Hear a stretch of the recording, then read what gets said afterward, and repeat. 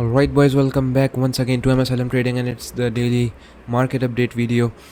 So in this video we are going to be analyzing EURUSD and GBPUSD as usual, but in the New York session. Alright, so New York has just started, 7 minutes in New York, and as you can see here, market did the exact same thing which I told you guys about.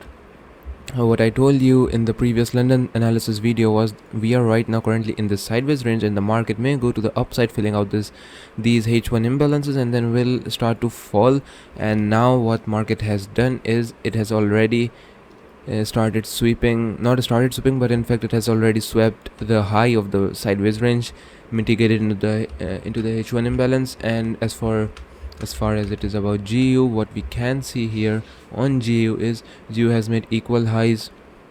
That's our London high right there, and now I'm expecting NY to go ahead and sweep the London high on GU, because NY can do that if it really wants to go bearish. It can do that very easily, because right now we are around 18.6 pip away from the London high. So if New York wants, New York can go and sweep the London high as well as the high of the sideways range, the high of this sideways range, this one, the one which was created after NFP.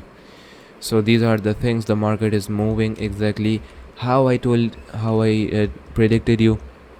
And one more thing, bro, these are the H1 imbalances, and if we go ahead and look at it at M5, what we can see is that's the previous day, the range high, sideways range high. That's the 1 hour imbalance. The 1 hour imbalance got filled, and now it is invalid for us. And if we go and see it on M1, what you will see is we have this trend line. The trend line got swept. The trend line got swept over here. We made this high, and then this high was also swept by the price right there. So what this means is we now are getting some minor manipulations to the buy side, and the market may start to reverse just from somewhere over here, and it will, it is very unlikely to go ahead and fill that H1 imbalance completely, or maybe even 50%. So I think it's a bit difficult for the market to do that. What I think is going to happen is market is right now currently in this M5 SMT zone. Now, why am I saying it SMT? Why am I not marking it as demand zone? The reason behind it the reason behind this is really simple. First of all, we need to see the manipulations. Alright, so the first manipulation happened right over here of the sideways range. The sideways range got swept over here. Then we made this trend line. Then we swept the trend line. But then what happened was we also swept the high that swept the trend line. Alright, so this high was the one which swept the previous high, and now we are into this zone. And usually zones like this don't play out as demand zones. In fact, they play out as really nice SMT zones. So what the price can probably do is it can go and fill out some imbalances over here, the unfilled ones.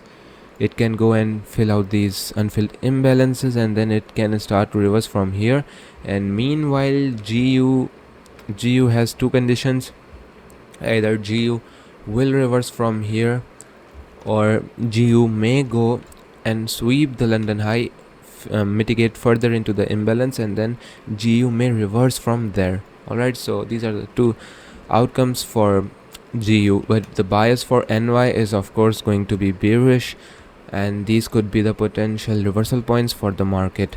If we look EURUSD on M3, we have an other imbalance on EU, so that's our imbalance on M3.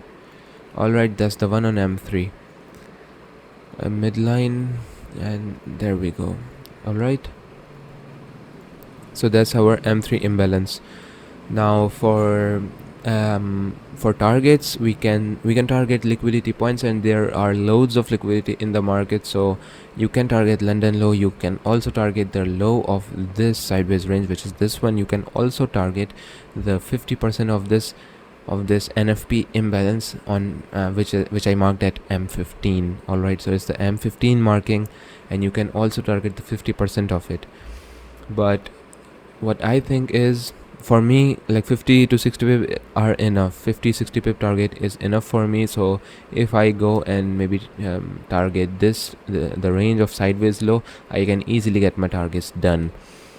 So there are loads of liquidity, I can easily get my targets. Or maybe even what you can do is, you can also target this imbalance on M30 or maybe on H1. So there we also have this imbalance. If we look at it at 2 hours, the 2-hour time frame, we have this one over right there. Alright, so you can also put your targets in there on EURUSD. So if we talk about which pair to short, so I think Euro will be more like a bearish pair for today, because if we have to short, first of all, what we need to see is a liquidity sweep, and Euro has successfully done a sweep of liquidity to the buy side, and so that's why I'm really comfortable shorting EURUSD today. And for GBPUSD, I'm not that much comfortable, because GBP is still in the sideways range and it hasn't really swept the sideways range. In fact, it has made equal highs, meaning more liquidity pool to the upside, means more buy side liquidity. Alright, so that's the thing. So that's my analysis for today's New York session, for today's New York window. And if you found any value, if you like the content, if you found any kind of knowledge, go ahead and like and subscribe the channel. I will see you in the next video. Bye.